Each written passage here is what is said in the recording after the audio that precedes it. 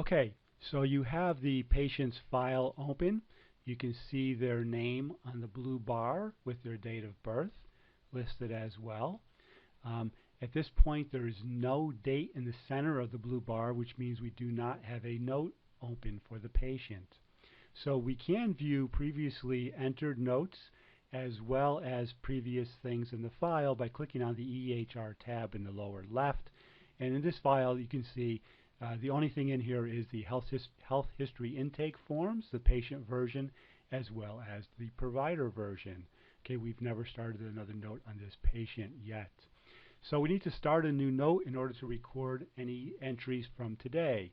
So click on the documentation tab in the lower left, and then start a new note in the upper left.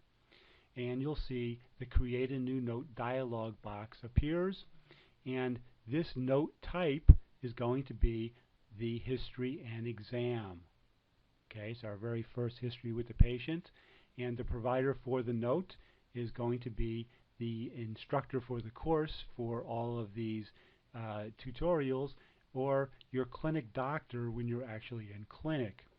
So you need to search for PRY, which is me, and choose Michael Pryor. By default, your name will be the secondary provider, okay? And then click the OK box. And now you'll see there's a date in the center, so we have a note open. Now you're going to need to add an introductory sentence.